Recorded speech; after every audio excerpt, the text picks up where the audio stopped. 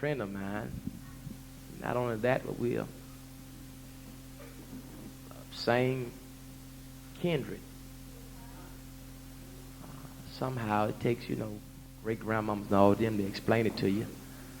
I don't know how, but somehow we're supposed to be related. Amen. I didn't know him very much as coming up because he resides in Atlanta.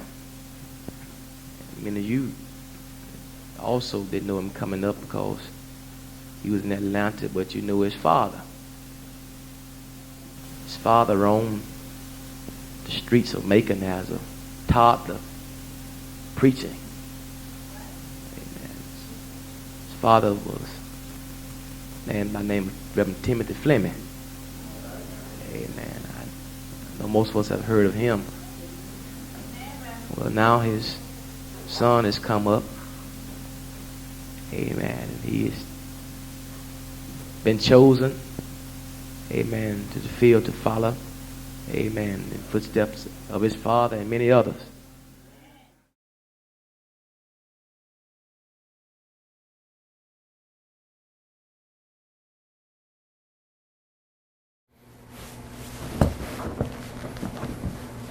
So we're just going to have a conversation. Okay. I'm going to ask you a series of questions, maybe like 5 or so That's questions fine. to give you some space to talk a little bit. All right. It shouldn't take too long. Okay. I want to hear these stories. It's just like I got to talk to Dr. Brown. I got talk to everybody else, but I was like, I want to hear what y'all had. Set it up. Well, yeah. Yeah. Man, thank you so much for being a part of this project. This is really meaningful, and as I said earlier, it's been a daunting process. Me and JOREY have both worked really hard on this, but we're glad you were able to do it. My pleasure. My pleasure. Let's start.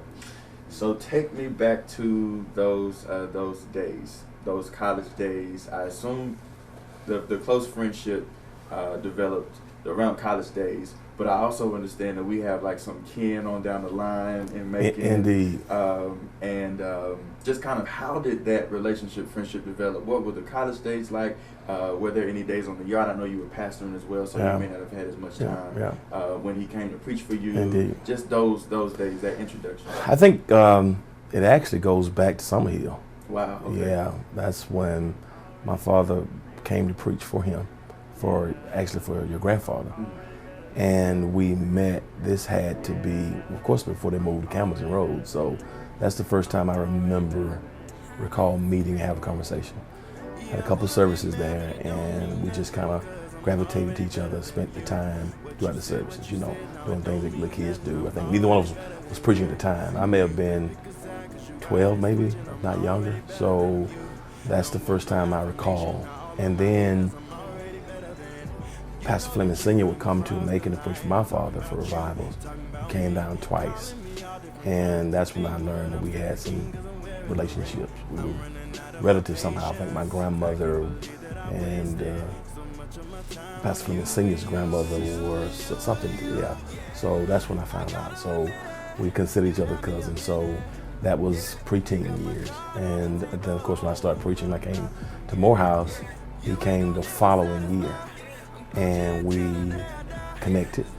We took a couple of classes together. I think we were in Dean Parker's class, and we took Pastor Jackson's class. So we took 2 classes together his first semester. That was my sophomore year. So I started actually pastoring my sophomore year in 1990, which was his freshman year. And he was 89, 90. So he came in. So he graduated high school in 89, right? So he came in fall 89, I came fall 88. So when I went to pastor, we were already connected prior to me going to pastor.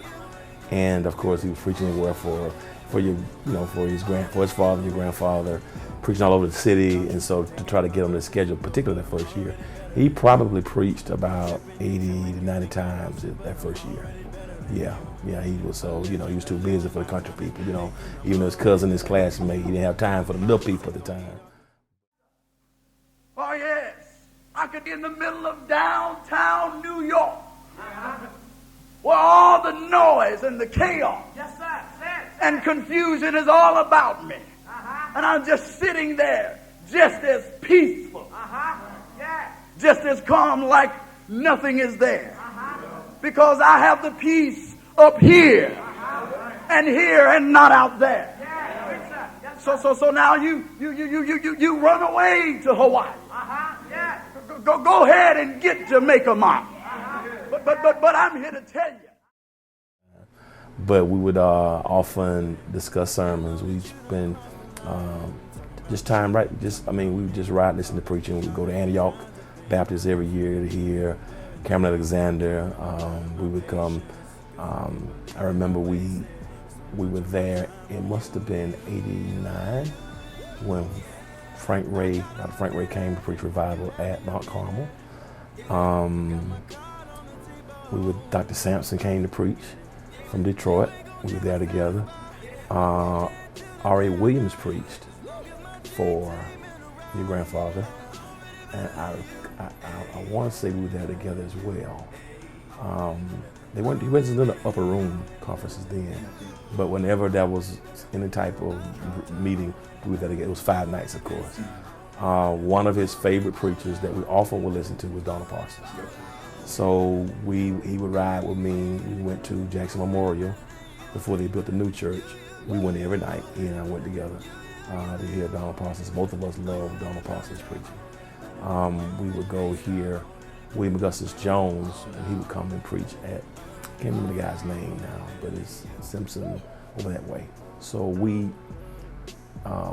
he was unique, I think, from everybody else, in terms of most of us wanted the idiomatic expressions that went along with preaching, and the hoop and the clothes and the style. He was very thoughtful in terms of presentation, in terms of listening to the crafting of a message. So while everybody else was working on the end part, he worked on the front part, and the end part kind of came naturally to him, and of course he could do that. We both have a love for music, kind of old school. So he would, both of us would be teased by that. He was a little more old school than me sometimes musically, but in terms of the holistic approach he took to preaching, it was just very mature beyond his years. And so we spent a lot of time in terms of crafting messages and listening to preaching. So to have him come and preach for me, of course, in the hometown of his people, his grandmother and others would come through, his aunts would come through to hear him preach, and man, we just have an incredible time. And so we had a unique affinity because I think both of us were a little more mature. A few others did a lot of preaching, but nobody preached as much as him. My God, nobody preached as much as him. And not around, he was the prince, I believe, of the city of Atlanta, particularly in terms of Baptist preachers. But he was not limited. He was respected because of he could preach anywhere. He could preach to the youth, he could preach to the old people. So he was multi-generational even before that became in vogue necessarily. So just a joy, man. Right. Yeah. And so many people have kind of given affirmation of like his personality, like just how he was as a person, how like his spirit is like humility. I hear that word all the time. Yeah, humility was a big thing. Yeah, like talk to me about like how you understood him as a person. Well, he was very affable, but he was silly too, man. Listen, man, this dude was a clown. He knew how to laugh, knew how to have a good time, and he knew how to he treated people right. Morehouse, if you're not careful, if you're preaching, particularly with his pedigree and his gifts, it can turn you into something that you probably, would not be as touchable to everybody else. He wasn't that guy. He was a guy who could walk with the kings and queens and those, aristocratic persons, I guess, but at the same time, he had love for the underdog. You know what I mean? He never, he would come preach for us. I had a small church. That would sit 100 people. You know what I mean? That in every corner. But he would come and approach that preaching moment like he would if he was at Mount Carmel. And so it was I've seen him in the biggest of venues. I've seen him in the smallest of venues. and who he was consistent. You know, he didn't allow his name or his father's prestige, his father's notoriety to make him into something that he was not. And what I loved about him was, even though he was Art Fleming, you know, he had his own approach. You know, he had his own unique style. You could tell at times who his father was because you listen to him all the time. That's just by DNA. But he was totally different and distinct in his style. You know, he was from the first time he ever preached. He had his own approach, but he loved people. He loved people, and he was magnetic. His personality was magnetic, but we could talk and tell jokes. We call it crack. You guys call it Jonah. Oh man, this dude he was an idiot, man. I mean, when it came to just being silly and being stupid, and. Tell you to please take your baby to the nursery. Usher, come to you.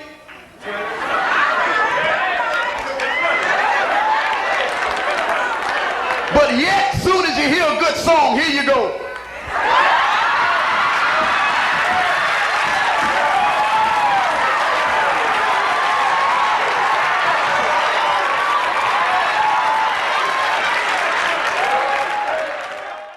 Stupid, and it was just when you were around him, you knew when to be serious, when to be astute, but when to let it all hang out and have a good time, man. And those were difficult days for a lot of us, but he just, man, was magnetic, man. Magnetic. That smile was incredible, man. You know, light up a room. Yeah. So you called him you said he could have been easily the Prince of Atlanta when it came to Baptist preaching. What do you think? What kind of impact do you think he might have on the city, on the nation? Just like if he were alive right now. The thing I believe about him, what I know about him, was even though he was in the Baptist denomination, he was transcendent. You know, he was a generational type of gift, generational type of talent. What I love most about him, in terms of his preaching, as I said earlier, he knew how to bridge the gap between the older and the younger. I think he'd have been a great glue. I mean, his presence brought people together. At the same time, while I think we talk about the late 80s, early 90s, you know, things were more fragmented and compartmentalized in terms of, you know, faith and faith traditions and faith communities coming together. He, at that time, I believe, was able to transcend those things even then. Today, you don't have the same level of fragmentation as you have. People now don't care as much about denominationalism, particularly young people. Back then, it was a real, real big deal. But he could preach anywhere for anybody and have the same measure of receptivity and effectiveness everywhere he went. So I don't think he would have been stifled or kept into one particular group or denomination. He was much bigger than that. Much bigger than that. Wow. Yeah. Wow. Okay. So we'll shift gears a little bit. Okay. Tell me, where were you and what were you doing when you found out that he passed?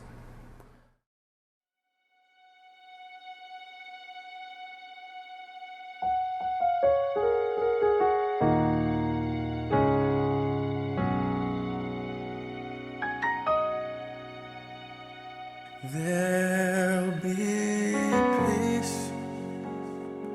peace in the midst of a storm, peace when my eyes don't see. There'll be peace. You speak peace, peace to my winds and waves, to even the ones that I made. There'll be peace when the storms arise. There's peace when I'm on my knees. There's peace when I'm in your presence. I know I'll find peace. There I was in my apartment, lived in Austell. I was there with Wilbur Purvis, my roommate, who pastors Destiny World Church. And I got a call.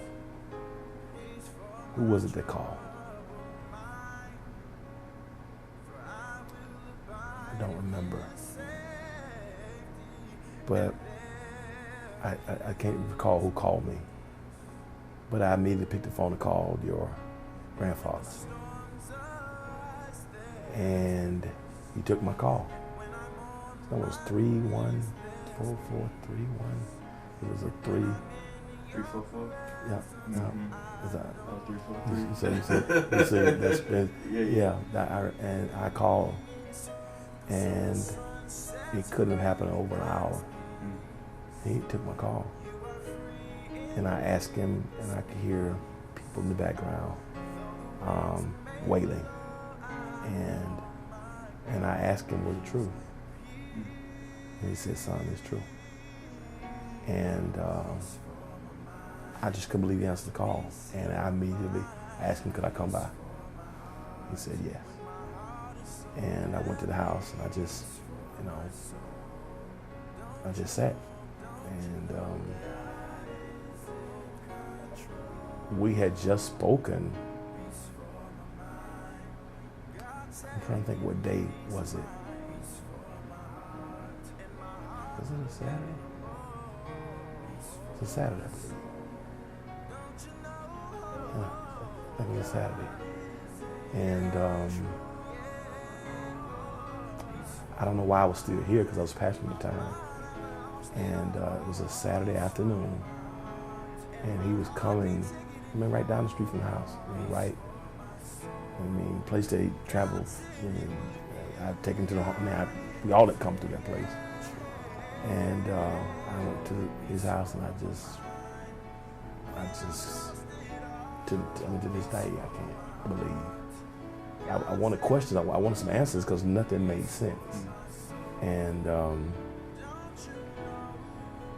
And I just went to the scene, and I heard, I could hear people talking, because I was trying to be sensitive, because we had just spoken maybe Thursday. I graduated the previous May from Morehouse, so I was at ITC. It was my first semester at ITC. I'm trying to figure out why I still was in town that late. I was trying to figure out who called. I don't know who it was who called. It may have been Jasper III.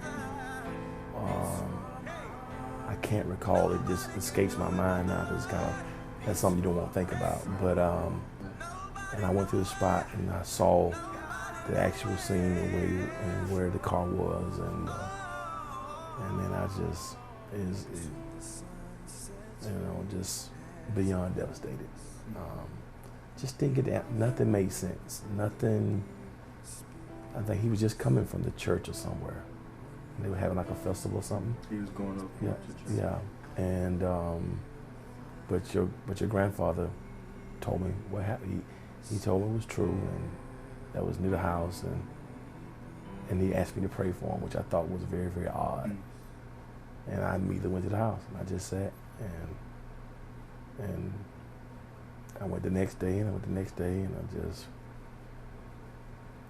I just went to that spot. I can't tell you how many times I've driven by that spot, because it's like, close to home. He's gonna be finished up, He's almost done, I mean? And just, I don't know, man. It's just kind of tough. Yeah, kind of tough. Ironically, it may have been a few weeks earlier when he told me about the possibility that you were coming,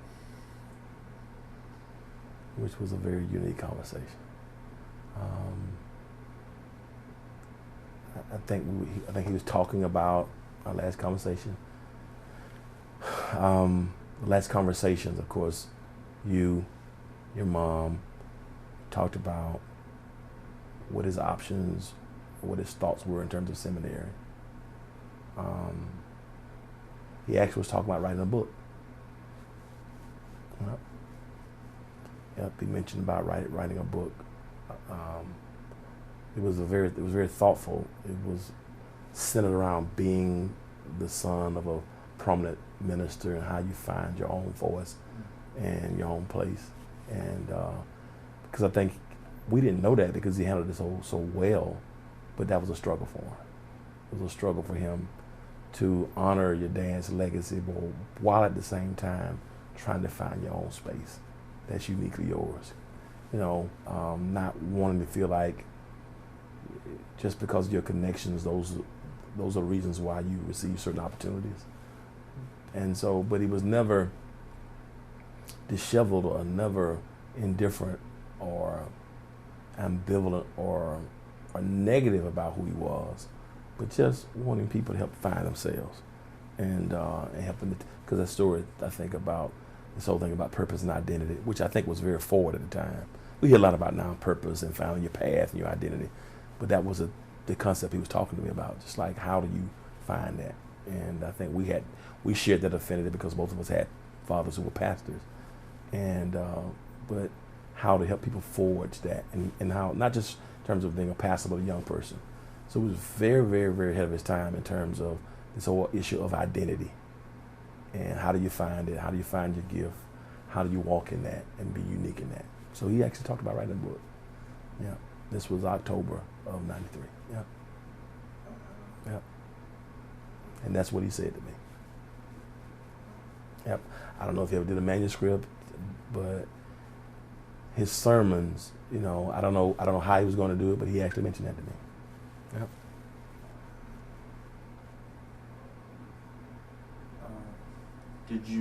Were you able to go to the funeral? Absolutely. You went to the funeral? Absolutely. Yeah. I couldn't have missed that. Sat right to the left side, sat right behind Wiley Jackson, matter of fact. Wilbur Purvis and I, and it was amazing, man.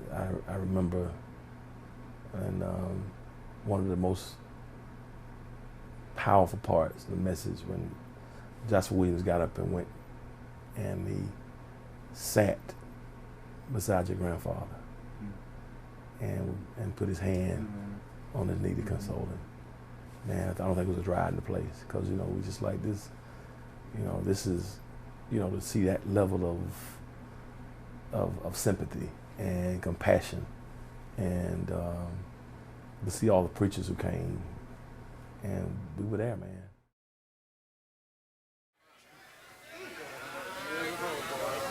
We got to help each other. And you know, years ago, me and this man had a fallout. 15, 17, 18, 19 years ago. When I first came to town, people were trying to compare us. And they were using me, ones that didn't like him, to fight and keep us apart. And we broke up. Jasper Williams. They didn't never want us together because that's too much power. They tell lies to him, tell lies to me. But God has his way of bringing you together. And it was really through their son. When his son became a friend of his son. When Ori got through preaching to me, it was so much to think about. It brought a love together. And this man came to my house. See, there's one thing I learned about Reverend Jasper Williams. You love him to death or hate him to death. He's not going to let you stand in the middle. And when you love him, you love him. But he got a heart of gold if you get to know him. He came and said, Fleming, I didn't ask for nothing. I said, Mark Carmel has taken care of all my needs that I don't worry for nothing. Every day this week, they've been cooking food every day. They leave at 12, come in at 4 off the jobs, past 8 club, and they out there now. I have not suffered for nothing from this church. This church really loves me. And I love them. And I said, Reverend, I'm doing fine. But he said, listen, how many, I'm telling you this now, how many cars do you want, limousines? I said, I don't need too much, about 3. I said, but that's all in my price. Donald has already worked that out, and we got that taken. He said, no, I want to do something. He said, I'll give you 10 of them if you want it. Some said, shut up and be quiet. The man trying to show you love. And he did just what he did just a while ago. He kneeled down beside my bed. And he said, I want you to know I'm going to pay for these limousines. So I said, 6 is enough. He said, well, I don't care what it is. I'm paying.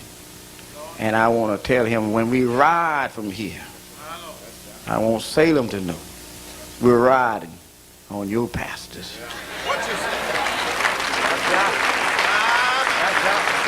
If you don't love him, get to know him. Hello. I want to take that time to thank him. It was just, it was gut-wrenching, man. It was gut-wrenching, man. And your grandfather, did he have I think he had a wake as well. Did he have a wake before? I think so. Yeah, so that too, yeah.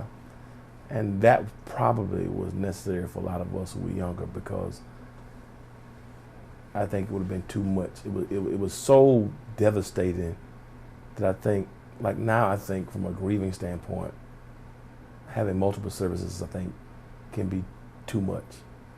I think it's destructive emotionally. But I think in that case, not just because of who he was, but I think for younger people and of course your family, but for us, we needed 2 different opportunities just to kind of release. I think it would have been, it's weird because I never would think that now. You know, we talk about the psychology of grief, but we needed both those experiences to kind of to let go and to not be okay with it, because you can't be okay with it, but to like, did this really happen? The shock. You know, you talk about a rising star. You talk about, man, somebody with every gift. You know, when you look at the dictionary beside preacher, his picture and face would have to be right beside it. And just felt so unfair, man. One of the first times I think I struggled with this whole concept of the sovereignty and goodness of God. And, you know, it didn't make sense then, and it still doesn't make sense. I mean, I'm talking about almost 30 years later. It still doesn't make sense, and it still seems to be unfair. When you think about all the people, you know, and of course, none of us are God, but it makes you wonder. I mean, somebody with such promise and such potential to bring such impact, it's snatched from us, man, without warning, and that could do so much good, and other people left in the earth that do the total opposite. You know, it's just, you know, it's a struggle. It's a huge, huge, huge struggle, but I was there. And your grandmother, man, the first time that I saw her, you know, afterwards, and she just held me and she would not let me go. They literally had to pry her arms. I wanted to just get in the casket right beside him. I mean, it was the most gut-wrenching thing. And then the first time I preached at Mount Carmel after his passing, man, that was the worst day of my life and the best day of my life at the same time, because, you know, so many people saw us together, and it was too much for her and too much for me. It was just too much, man. And it was just, I don't know. I mean, it feels so fresh, and, you know, some things you want answers to that you will never ever get. But your grandfather, he stood, man. He stood, and with the strength he stood, man, and he took it. And I think that helped us all to say, if he can stand, we can stand, you know. God said, I gave you all that I have. God so loved the world. Come on. Now here. gave his only son. Tell him I gave 1900 years ago. And all I could think about was Jesus dying on Mount Calvary. Fleming, do you know how I felt? Put an old cross on my son's shoulder.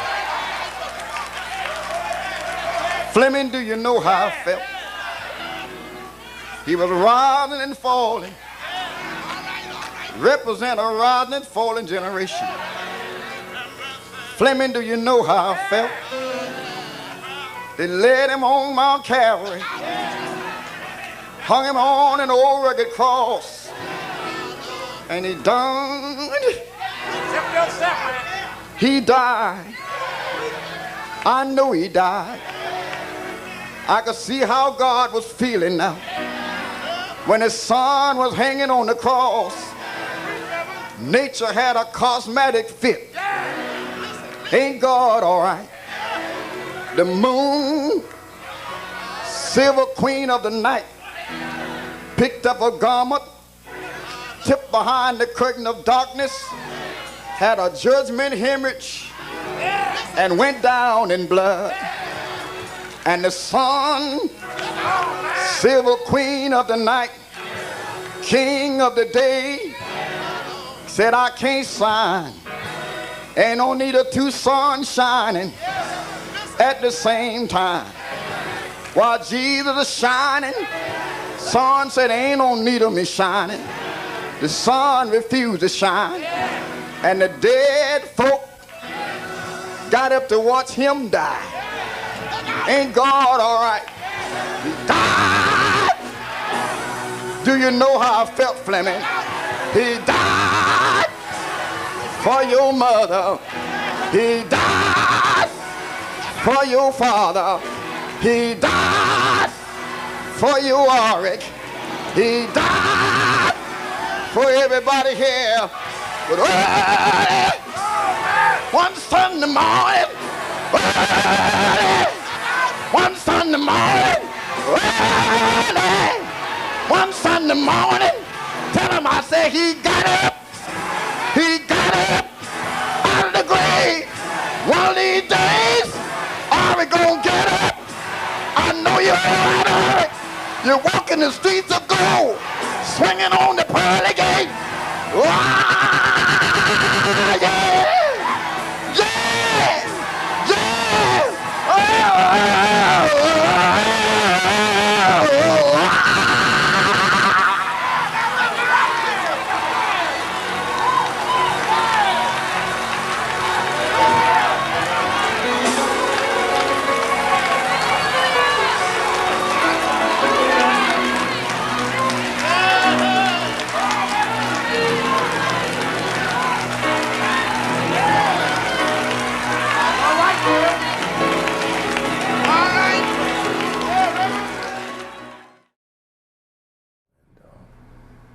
It was amazing, man. Your mom, I didn't know what to say to her. I think a lot of people didn't know what to say. You know, I don't think a lot of people knew about you at the time. You know, but what do you say? What do you say? I mean, no, I know he cared very, very deeply. You know, I know that. You know, and which was unique, particularly at that time for him, all of us, because man, we're at Morehouse. You know, we're at Morehouse. You got Spelman right across the street, Clark right behind us, and Marsh Brown, you know, a few blocks away. You know, they were saying it was 8 women to every 1 male, and most of us were trying to get all 8 of ours, and the next guy's 8.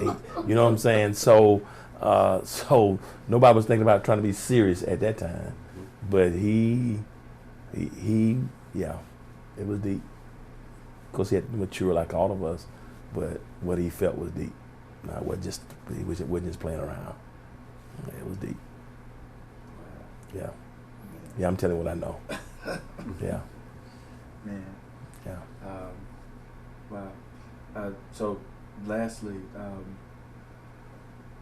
I for so many years, and you'll even see this in the film, how I kind of describe it, I've just kind of always felt this spiritual hovering over me, and I kind of,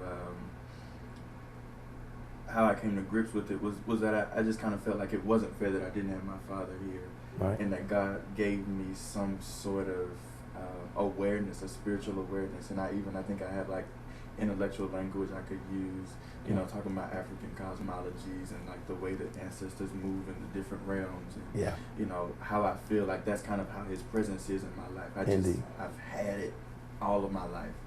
But at the same time, I also feel like I'm continuing a lot of what He did. So his dreams to go on to seminary and finish Morehouse and all of these things, I feel like I'm carrying this legacy, and also intentional about carrying His name, and wanting to make sure that I uphold kind of this standard that I hear about. I didn't know, but that I hear about from everybody else. I always wondered how you would feel by being the recipient of such a name.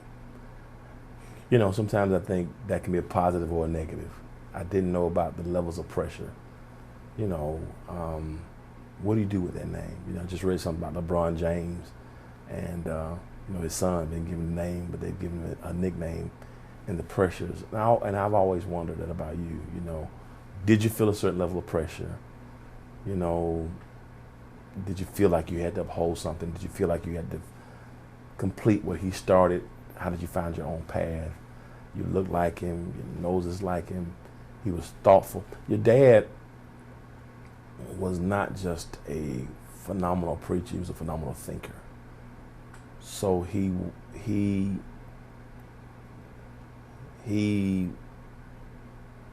loved theology.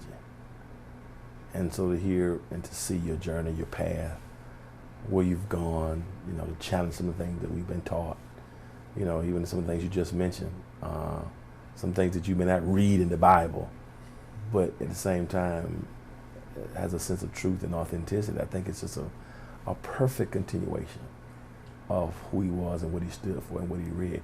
Very deep thinker, you know, and to push himself and to challenge himself, even in terms of this whole thing of purpose and identity he kept talking about, which I really, and I think we were robbed by not being able to get that book as well, you know, and but just a powerful thinker, man, and to see you being thoughtful, just like him. Yeah, that weren't a lot of preachers that I could sit down at the time, I guess because just I'm pastoring, so a lot of guys, they would write one sermon, you know, and they preach that one sermon all year long. You know what I'm saying? We didn't have YouTube, you know what I mean? You didn't have Facebook, so you get that stick, you get that horse, and you ride it. Yeah. Well, he and I didn't have that opportunity, you know, and a few others, because he was preaching all the time. Exactly. You know what I mean? And he preached a lot at Mount Carmel. I mean, Sunday night services, it was funny once. I mean, because we were like, you know, I mean, it got so interesting one time that people were more excited about what he was preaching than his dad, you know, like, so, you know, your dad, your granddad, you know, he's who he is as well, you know what I mean? But he took it, you know, he was, I never sensed any type of insecurity or any type of, what about me? I never sensed that from him. He chuckled, and it made him feel good, you know, to know, and they want to hear my son. I mean, Sunday night, I've gone to some Sunday night services when he would preach there, and you couldn't get any place. I mean, it's like Sunday morning.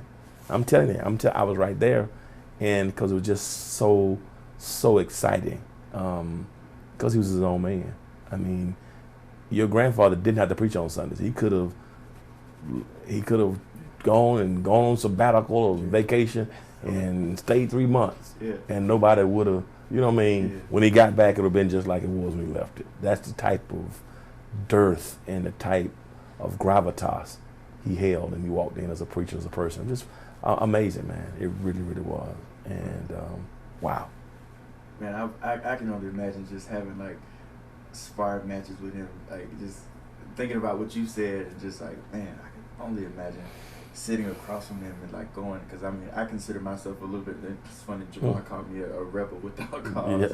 You know, I do consider myself maybe a little bit more radical in my thinking, as far as, you know, theologically, like my position, and because of where I've been training, you know, conversations I've had. But Right. I feel like that's an opportunity, and also that the church will evolve eventually to be able to receive some of those things, maybe not all of them. Right. But I mean, you know, King was also in the same ways he had to challenge what he was taught. Man, I just if you can, and if I can ask you, what kind of advice, or what advice would you give me as you ask that question?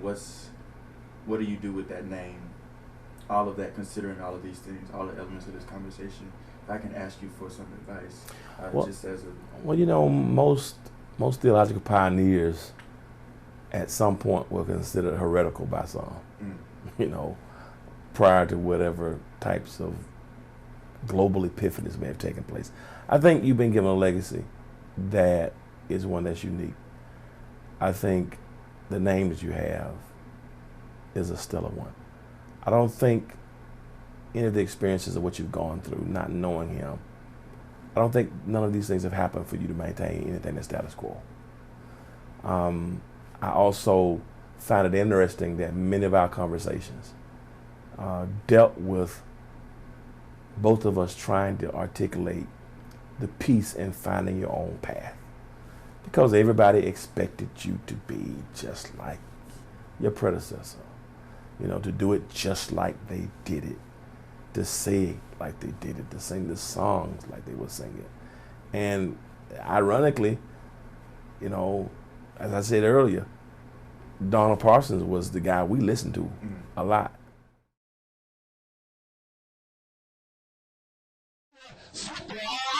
Around the leaves was show, walking high, and you were too cool to turn, but not to me, forever,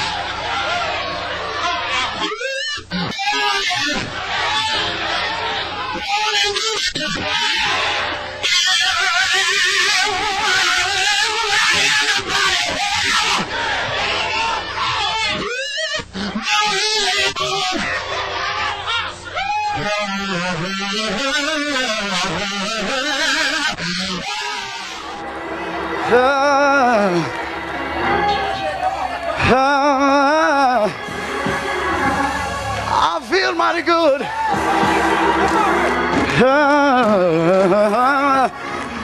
I feel mighty. He was both of our favorites at one point, and we would listen to him just because of the thoughtful way in which he presented. You know what I mean? The vocabulary and the style and the approach. So the thinking was there. And I think what is so amazing here is that you've been bequeathed a legacy that I think would be disrespectful to him if you look like anything that he looked like. I think people, you have to be careful to not allow the labels that people had with R.B. Fleming to stifle you or to contain you. I think in the same way I believe God would have used him to push the church forward. I believe that a lot of what you're doing now is going to be to push us and challenge us to be better. And I don't think you should ever hold back from who you're called to be. I know he wouldn't want that. I know whatever thought processes you have, whatever you believe, and he would also not be intimidated by engaging thoughts and discussing different types of philosophical presuppositions, you know, to really just chase it, you know what I mean, whatever it may be. I do think that your grandfather was very helpful. You know, your grandfather always talked to him about Howard Thurman. And he talked a lot about Howard Thurman to him and to me, and which was unique because Thurman is not typically what the traditional Baptist preacher. You wouldn't think that Reverend Timothy Fleming when he trying to push Howard Thurman to his son. But he did, and so building the library and thinking outside of the box. Now, so how do you incorporate that into some type of, not just, orthodoxy, but, how do we put that into the tenets of orthopraxy, I guess, in terms of what we do. So I think he would have helped the church. I think your father's role galvanized young people to make them excited about church again.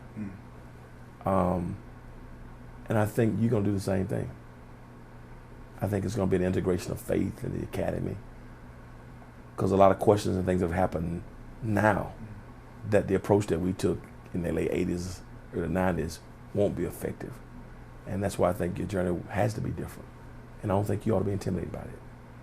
You embrace it, be a rebel.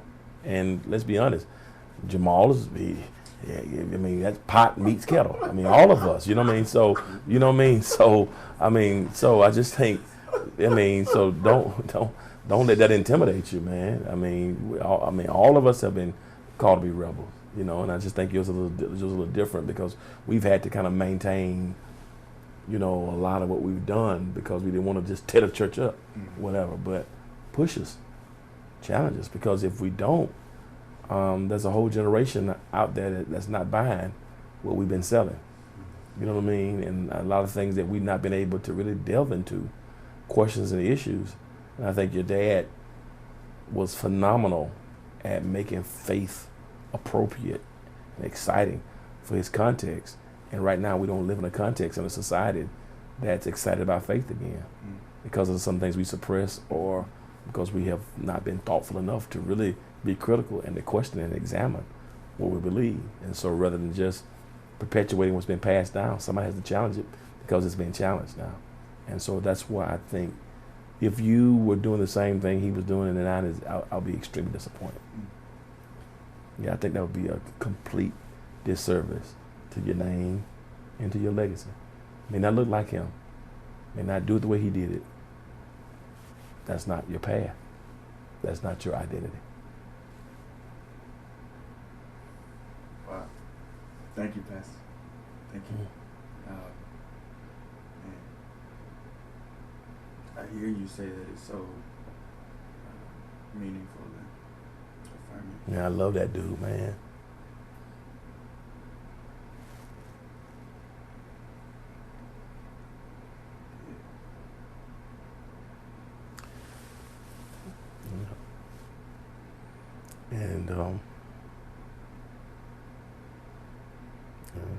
And I'm honored. Yeah. Honored that you carry the name, and honored that you let me share. And don't ever stop. And thank you for honoring him. I love that dude. For real. Yeah.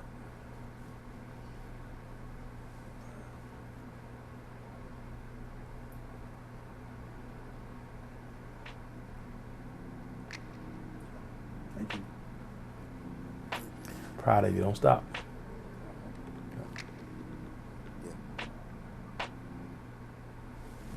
I used to be the one to think that I could never be with you. No, I didn't think that I could ever have a kind of you in my forever, ever. Have a you in my forever. Lately, I've been thinking that you and me should come back to days when we both knew better. Yeah. Back in the high school days, we used to go looking at each other, but I think you were playing so hard to get. But now we're grown, and we can cruise the way to forever together. Moments don't come often, we can make the most of this, 'cause I think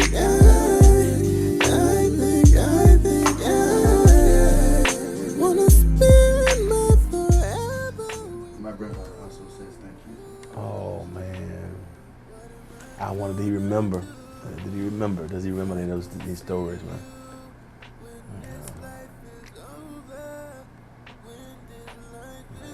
I got to the house so quick, man. I was shocked, man. He let me in, like.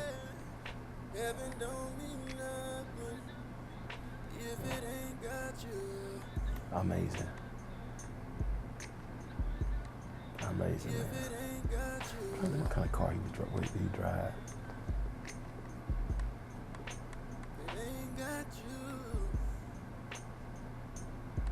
Was it a black car? Did your granddad have a black car? He definitely, I think, had a black car. Yeah. But I think his car was silver. That's right. You're exactly right. But your granddad, we rode one time in a black car. I think it was a Mercedes. Yeah. More than likely. Yeah. We call what silver. Yeah. It was silver. Yeah, it was silver. Yeah. I'm trying to think, where did we go? Friedman's. Friedman's at the clothing store? Oh, yeah. I heard about that. Yeah. But we used to ride up to, it's a place on Jimmy Carter at the time. It was called Sims. I don't know if it's still there or not. But if you go up 85, I think it was exit 37 at the time. You would turn left off 85, cross over, and to the right. It was a discounted suit place. And we would go to Sims and buy some of our suits. And we went there several times. And I have 85. And Friedman's, the shoe stores downtown, Mitchell Street. That guy's name was Bruce. We used to go down there to him. And bought some shoes a couple times. So yeah, he had his own style too now. He was some, and where else did we go? Oxford Street. It was in Greenbrier. Okay. And they closed. They just closed not too long ago. That's where we shot. Wow, there. y'all used to go there for real? Yeah. Whoa. Yes, sir. Okay. Yes, sir. Yeah, yes, absolutely. Yeah. I'm talking about just him and I. Yeah. I'm not nobody else. This is him and I. Yeah, we spent a lot of time together. Yeah, wow. It wasn't just school. Yeah. Whoa. Yeah, we never dated together. We never went out on, we never did that together. But we did, have our conversation. Yeah. Cause your mama sang in the choir. She did. She's on the left side. Yeah. He pointed out to me one time. Really? First time, yeah. That's all I'm gonna say. I'm not gonna say some things you can't say. It's just the code. It's the code. You understand? Yeah. I believe in code, man. Yeah. That's all I'm gonna say. Cause some stuff you gotta take with you. Yeah. Man. Yeah, code. Yeah, man. Yeah, amazing. I'm trying to think who else was pastoring up here at the time. Who else was in school that was pastoring? Lester McCorn. He was in Winder. Another guy named Charles Jackson. He pastored. Yeah, I think we was classmates. I think they preached for him one time. But very few of us, were pastoring.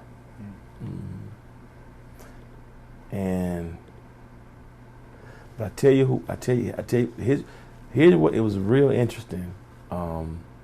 Dreyfus Smith at the time was the hot, popular, young preacher pastor guy. He went to your dad's church. Your granddad's an old church when he left the funeral home when he left, and then he ended up out in Mableton. But he heard your dad's footsteps. He heard the footsteps, bro.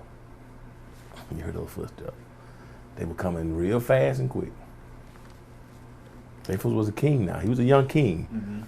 Well, Art was right. He was just older than us too. Okay. You know, okay. because Dreyfus probably, I'm a year older than your dad. Dreyfus has to be 56, 57, so he was, you know, had us about a few years, and, you know, but when I tell you, Art Fleming, without a church, he was coming fast. Because Dreyfus had a group, right? Music, he was like Yep. singing. Yep. At the video.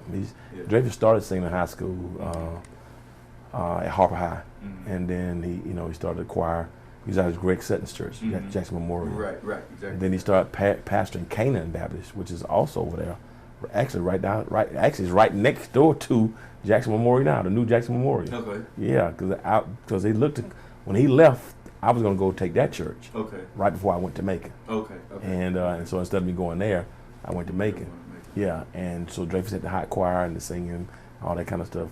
And of course, your granddad was doing records, but Arik didn't do a whole lot of choir stuff.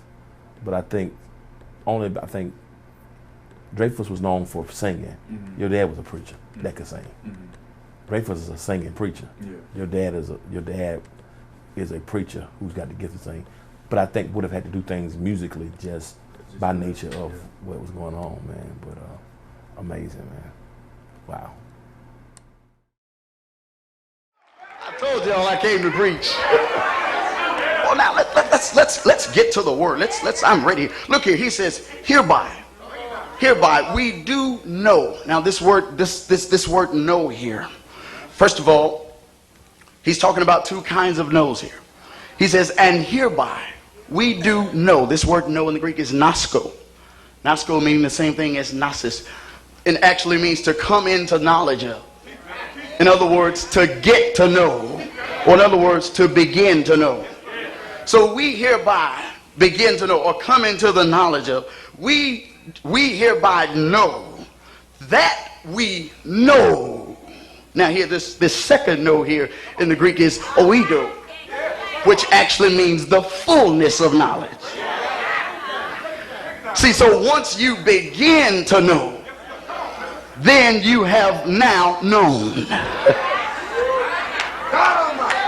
Did anybody miss that? See, once you begin to know, now you have now known. And see, I got a strange feeling that a lot of folk just have not known Jesus. Why? Because they have not begun to know him. Yeah. Fullness of knowledge. And when you have known someone, that means you have actually understood their way. But to keep it going, if I can help it anyway. Yes, sir. Yeah. Thank you. No, thank you. Yeah, I'm honored to do it. And you got my homeboy doing it back as well. Oh yeah. But I think your dad was born to Macon too, though. You were. Yeah. He was born in Macon. Yeah. Your He dad. moved till Yeah. my grandmother was pregnant with Kenny the second. Yeah. When they moved up. Right. And Tim was born. Yeah. That's what I thought. Kenny was a short one, right? He was kind of. Well, he's not really short. He's not really short. Okay. And I have to see all three of them. He was darker than your brother, darker, though. yeah. And a little more stout too. That's Kenny. And Tim was a taller one. Tim was probably a little bit more slim. He was a little bit. Yeah, he liked a lot of poetry and a lot of. Exactly. Yeah. Yeah, because he was doing a lot of. Like your granny had him doing Thurman too. Yeah. Yeah. Like Ken knew the one. He couldn't have no preaching no Thurman, nobody. But nope. Yeah. He didn't want Jesus, none of it. The Holy Ghost, African cosmogenes. He didn't want none of that stuff. Yeah. Tim was more. Yeah, he was more thought. Yeah, he was more of a writer and more the thoughtful guy. Yeah, he was more philosophical, I guess. Yeah, he's right. He's actually funny. You said he's an author. He's a ghostwriter. He writes. He publishes stuff. You see, I mean, that's. I'm talking. This is what's going on back then. Yeah. Your daddy. Wow. Was a preacher. Bonafide. Don't let nobody fool you, man. And a thinker at the same time. Yeah. So it's just different, and I think Tim, his thing too was he had a double. I felt sorry for him when he started preaching because you got your dad and your brother. it's like, man, you're almost doomed from the start. Yeah. You know what I mean? How do you navigate those type of realities, man? I just pray for him a lot when he first got started, because if your dad is as gifted as he was, still was trying to think about, okay, how do you forge? That's what his word he used, forge your path, who you are. And he said he's going to do a book, man. This was October of '93. I'm trying to think where we were. You know what? I think we went to hear Joe Ratliff. Mm. Joe Ratliff preached at Antioch. That's the last time we went to church together. Church, wow. It was Joseph Ratliff from Houston. Was it Jasper Williams? It may have been Joe Ratliff and Jasper Williams preached for Cameron Alexander. October at Antioch. Mm. That's the last time we went to church together. That may have been, that's October, I think. That was the same, that was October '93. Same month, that maybe 2-3 weeks before. That's when he told me about the book. I told him about you. Mm-hmm. I gotta find, it's October '93. If I'm not mistaken, it was Joseph Ratliff was preaching at Antioch. Joe Samuel Ratliff. And we went to hear him, and that's when he told me about you. But I don't think, we went to the International House of Pancakes. That's what it was. We didn't ride together. I met him down there, and we went to have breakfast at IHOP. Right down off of Spring, and it's not there anymore. No, up there. Okay, yeah. Yep. North side area. North side, over yep. there. That's where we ate there. Afterwards. Yep. The last time that we were together. Yep. Caesar Clark used to do the revival, and I think this year was Joe Ratliff. Mm-hmm. We used to go every year. Jamal would come. Jamal, Joe Robinson. Yeah, that's what he said. Who else was in your class? Was in your dad's class? I think class in '93. Mike Warren. Yep. Mike Warren was in. Mike and I. See, I was supposed to finish in '92. Okay. But I was out for a year. Okay. So I didn't finish the next year. So your dad was going. We were going to finish '93. So your dad was going to finish '94 then. Mm-hmm. He's going to finish 94. Yeah. So who was in his class? E. Derek Porter from New York. Who else? I think Delman Coates. Delman's in '95. Delman '95. Okay. Derek Porter. But I Delman know Coates. Warren was '94. Jamal was '94. Yeah. And Warren finished '93. No, Warren finished '93. Mm-hmm. Okay. But yeah, Warren and Keith '93. Jamal. Delman '95. This other guy. He was '96. Kevin Johnson. Johnson? Yeah, I think he was Okay. '96. Let me see who else was in this class though. A. Byron Coleman. Byron is in Oklahoma now. He's 94. We've been with your dad. Who else was in that class? Oh, Kenneth Mose. Kenny Mose. Yep. Mose 94 too? Mose '94. Oh my goodness. Okay. When he actually saw the film. Okay. And, he said, "Call me right now." Oh, really? Yeah. Yeah. Let me see who else. The funny thing though, we didn't do a whole lot of, we didn't do a whole lot of chapel assistance though. Okay. Yeah. Yeah. We respected those guys. Mm-hmm. Mm-hmm. I was never there in your dad. So it was it was worse with Arik than me. Because I started pastoring my sophomore year. Mm. But Dean had a lot more expectations of Arik. But, we weren't thinking about no chapel assistance. He man preaching, man. Now, we preached a couple times at Danforth. Mm-hmm. We would do Wednesday night service at Danforth. Okay. And I think they eventually moved to Sale Hall. Mm-hmm. He preached there a couple times. But, man, we liked those guys, but they just, they just didn't really, many of them weren't as receptive, But Jamal either. Jamal was never there. He was doing the NAACP piece at the time. Mm-hmm. He wasn't there.